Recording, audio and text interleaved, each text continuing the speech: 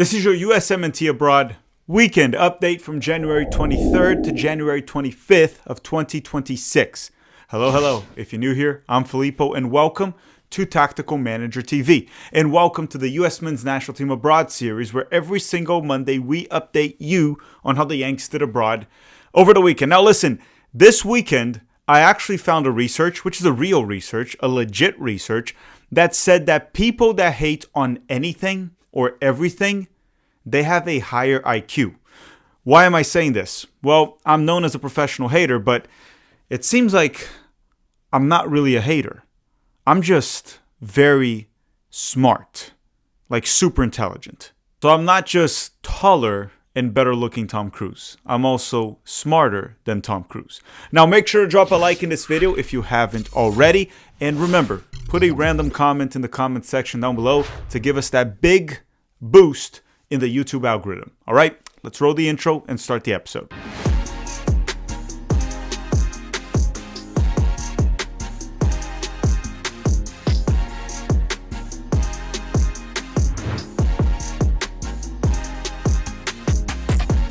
All right, let's start with the Americans that play in Italy, the Serie A. The first one being Christian Pulisic from Milan. And on Sunday, Pulisic started off the bench and was subbed in the 69th minute. Nice. For Milan during their 1-1 draw with Roma. Okay, there's not much to talk about in terms of his performance. He didn't really do anything bad. He also didn't really do anything good. And listen, please do not take this the wrong way. And I can assure you someone will take this the wrong way.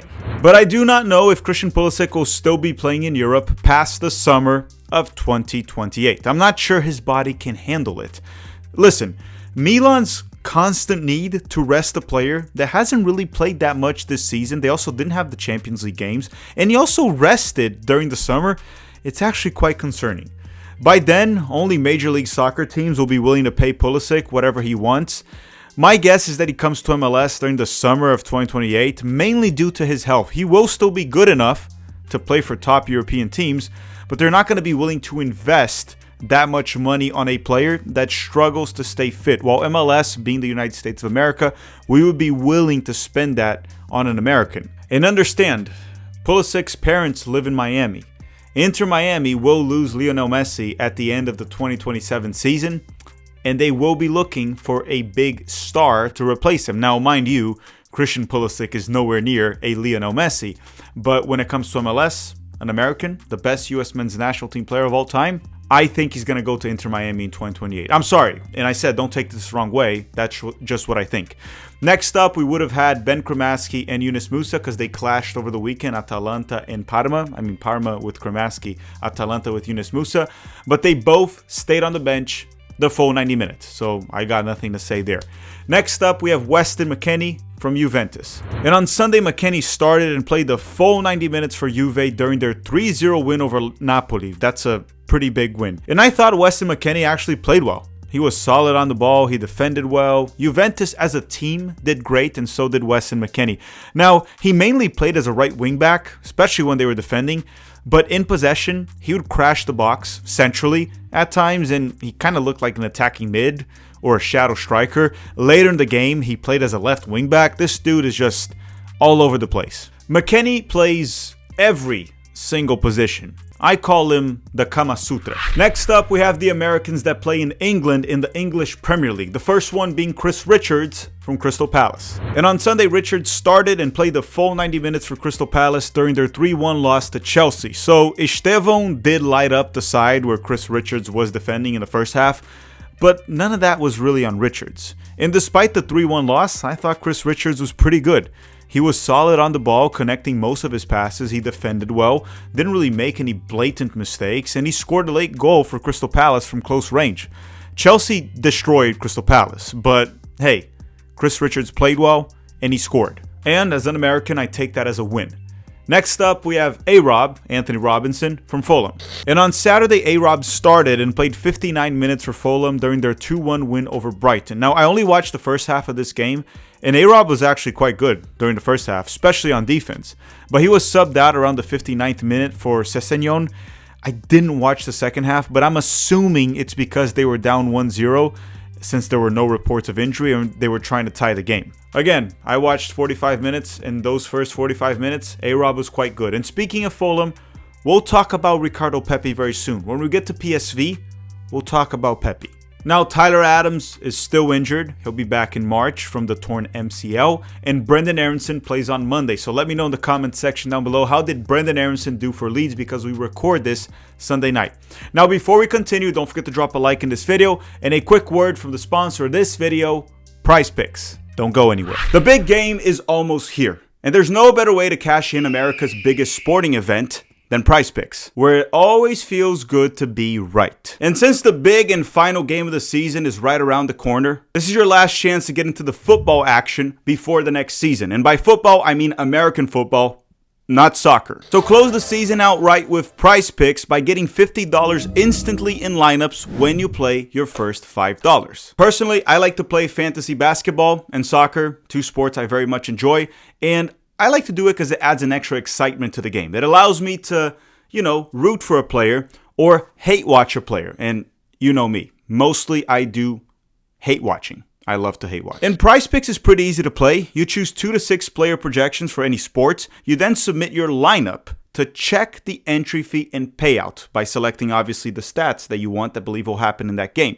Then you get matched into a group, and you can get real money by topping that group or by getting your picks right to win the minimum guaranteed. You can also play for free. That's important to point out with their free to play jackpot. So download the Prize Picks app today and use the promo code CLNS. So you will get $50 after you play your first $5 lineup. That is CLNS to get $50 after you play your first $5 lineup. Prize Picks. It's good to be right. Okay, so we're back. And now we're going to talk about the Americans that play in Germany in the Bundesliga. The first one being Malik Tillman from Leverkusen. And on Saturday, Tillman started off the bench and was subbed in the 57th minute for Leverkusen during their 1-0 win over Werder Bremen. So, was he actually benched or not?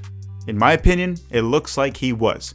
I mean, he came off the bench in the midweek for their Champions League game, and then he was also on the bench this game over the weekend. So it is fair to say that Malik Tillman has gotten benched, at least for now. And to be fair, his season has been pretty bad. The last time he got a goal contribution was during Thanksgiving. He has 3 goals this season total for Leverkusen in 1,400 minutes played and no actual assist. And considering the fact that they paid a lot of money for Tillman and he was technically the Florian Wirtz replacement, this has been a disappointing season. I mean, look, he is 23, so he's got time. I'm not concerned. But his first season with Leverkusen has not been good. Let's call a spade a spade. Next up, we have Joe Scally and Gio Reyna from Borussia Mönchengladbach. And on Sunday, Joe Scally started and played the full 90 minutes for Gladbach during their 3-0 loss to Stuttgart. Now, I didn't watch this game. I didn't have time. And I tend to take FootMob ratings with a grain of salt. But Scally got a 2.9. And when you get a 2.9, I'm sorry, there's no excuses. You play like crap, right? As I said, I take it with a grain of salt, but a 2.9 is the worst FootMob rating out of any USMNT player abroad this season. If you get that rating, you play like complete crap. But at least he played, because Gio Reyna was not available. Yes, you heard that right. Gio Reyna was not available for Gladbach this weekend due to a muscle injury. And you know what? It might not be that bad, but Gio Reyna is also not known for recovering quickly. Sometimes they say that he's going to be back in 2 weeks, and it takes 4 weeks. So I'm not optimistic about it. And he is by far the most frustrating player to follow in this current USMNT generation. Yeah, I'm getting tired of following Gio Reyna at the club level. National team, he's been great. But when it comes to club, I don't even know if I care anymore if he goes to MLS or not. Next up would have been Noah Kai Banks from Augsburg, but he was suspended this weekend and he didn't play. And guess what? Augsburg defeated Bayern Munich. You heard that right. They handed Bayern Munich their first loss of the season in the Bundesliga. Bayern hasn't lost a single game in the Bundesliga. This was their first loss. Augsburg defeated them without Noah Kai Banks. And it gets worse. The guy that replaced Noah Kai Banks, the center back, scored. Why am I saying this is bad? It makes me wonder if when Noah Kai Banks is back from suspension, if he'll get benched. I guess we'll find out very soon. Next up would have been Damian Downs and James Sands. They clashed, I believe, on Friday because St. Pauli and what's the name? The Hamburger team, the one that Damian Downs plays for. They tied 0-0. It was a mid-off. I have nothing to say about that game, but here's your update. Now let's quickly go to Spain and talk about the one American that's playing in La Liga. His name is Johnny Cardoso, and he plays for Atletico Madrid. And on Sunday, Johnny started and played 71 minutes for Atletico during their 3-0 win over Mallorca. And as I said last week, I fully expect Johnny to continue to start for Atletico as long as he's healthy. He played his role in the midfield, once again helping them get this win. He was steady and reliable. Time to go to France and talk about the Americans in Ligue 1. The first one being Floating Balogun for Monaco. And on Saturday, Balogun started and played the full 90 minutes for Monaco during their 0-0 draw with Le Havre. He had 2 shots on target, might have gotten fouled once or twice, and that's all I can remember. It's been a pretty bad team to watch, Monaco, this season. I do not recommend watching Monaco. And you know what? There ain't many things that I don't recommend watching in life. Just like Adam Sandler movies, swimming. Swimming is not fun to watch. There's probably only like another 140 to 150 things that I hate and that you totally should not watch. So as you can see, there ain't many things that I hate watching. But lately, I've been hating when I watch Monaco. I do not recommend watching them. Next up, we have Tim Weah from Olympique Marseille. And on Saturday, Weah started and played the full 90 minutes for Marseille during their 3-1 win over Lens. Now, Weah got an assist while playing as a right wingback, and he has been one heck of an attacking threat on the wingback position while also being reliable on defense. He could possibly challenge Serginho Dest for the US men's national team starting spot, or at worst be an A-Rob and Dest backup because he is a better wingback than Arfston and Freeman, just in my opinion. Next up, we have Marc McKenzie from Toulouse. And on Sunday, McKenzie was back from injury and he started and played the full 90 minutes for Toulouse during their 2-0 win over Brest, also known as Boobs. He helped them get a clean sheet and he got an assist. What else can you ask for?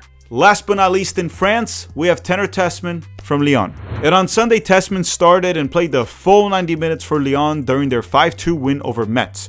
Now, Tessman played as a central midfielder and he did good, in my opinion, along with most of his team. I can't really remember him making any mistakes. He was rock solid.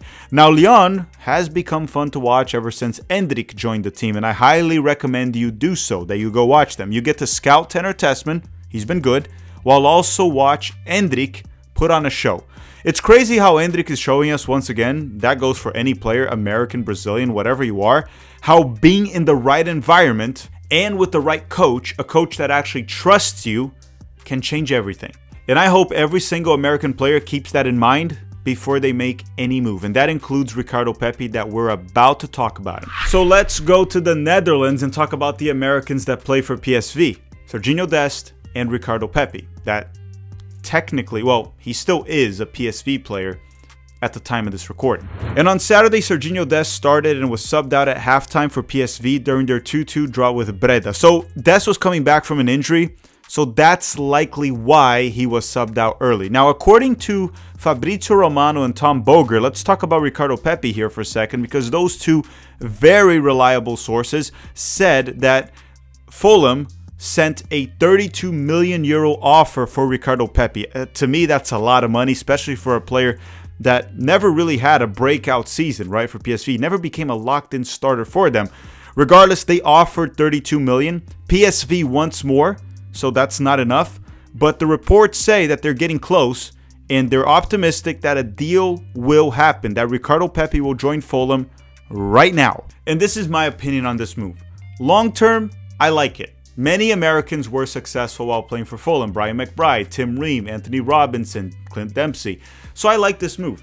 And Ricardo Pepi would be essentially replacing Raul Jimenez. He'll very likely leave this summer. Now, what is my concern with this? Short term, there's a problem. Ricardo Pepi is currently injured. He's also not going to bench Raul Jimenez as soon as he arrives. That's not going to happen. Which means if he makes this move to Fulham, when he comes back from injury, he might not play this season at all, or might get a few minutes here and there off the bench. What does this mean? It means Ricardo Pepi could miss out on the World Cup. Balogun's the number one with Pochettino. The number 2 right now seems to be Haji Wright right now. That means he's fighting for a spot with Agyemang, which to me is a no-brainer. You bring Pepi instead of Agyemang. However, Pochettino loves Agyemang, and Agyemang is scoring goals and playing. Ricardo Pepi's not. He might not be in the March camp. So if Pepi makes this move, there is a possibility that he misses out on this World Cup. So long term, I like this move. Short term, I don't. Because if he stays with PSV, when he's back from injury, he'll be starting, he'll score goals, he'll be fine for the World Cup. So those are my thoughts on it. I don't hate the move. It's a little concerning in the short term. Long term, it's fine. And it looks like it'll happen. If it does happen, it'll happen this week, because the January window closes on Saturday, January 31st. Okay, now we're going to talk about the Americans in the EFL Championship. So Haji Wright and Sargent, they would face each other this Monday, right? Norwich and Coventry clash on Monday. Haji Wright is probably going to play. He's scored, I believe, in the past 2 games, so he's getting good form once again, catching good form. Now, Josh Sargent will very likely not play for Norwich ever again. He's trying to force a move to Toronto FC in Major League Soccer. The whole saga is embarrassing for Josh Sargent, and I understand people saying he needs to prioritize his family, which is true. Then maybe don't sign a 5-year contract in a place you're not willing to stay 5 years. Also, they tried to sell him to Wolfsburg during the summer for a higher bid, and Sargent rejected it. Now, Toronto's not offering the amount of money that Norwich wants. If you sign a 5-year deal, you can't just leave on your own terms, right? There has to be something that's good for the club and good for yourself. Like the Wolfsburg offer, was good for Norwich, but it wasn't good for Sargent. So Norwich had to suck it up and stay with Sargent.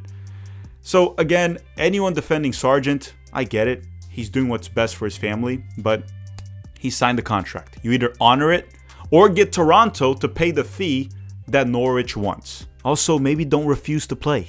That's not a good way to leave the club. It's very unprofessional. Oh, and about the heated meeting they had and that they said something about Sargent's family, that can mean a lot of things. They could have just said, we don't care about what your family wants. They could have said something like that and Sargent got offended. I don't know what they said.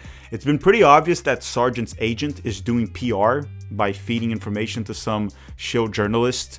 But anyhow, that's just my take on it. I wish Sargent the best, and if he goes to MLS, good for him. Okay, let's talk about now Aidan Morris from Middlesbrough. And on Saturday, Aidan Morris started and played 61 minutes for Middlesbrough during their 4-0 win over Preston North End. When he was subbed out, the game was already 4-0. Last but not least, we have Agyemang from Derby County. And on Friday, Agyemang started and played 85 minutes for Derby County during their 1-1 draw with West Brom. And Agyemang scored once again.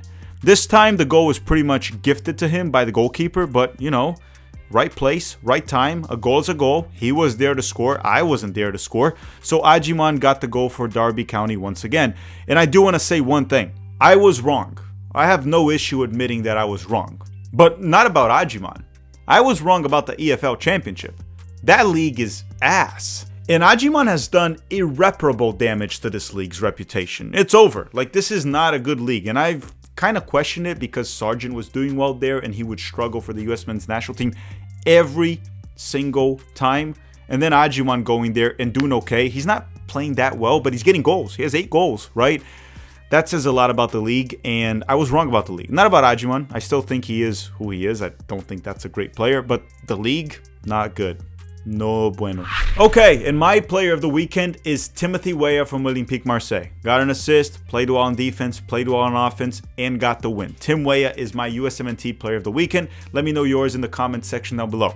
All right, everyone, thank you very much for watching. Don't forget to drop a like before you go, and that's all for today. I'll see you guys later this week, and go check out Chappelle Football. The channel will be in the description of this video. I made a whole video hating on Argentina. Okay? Thank you for watching, and have a great day.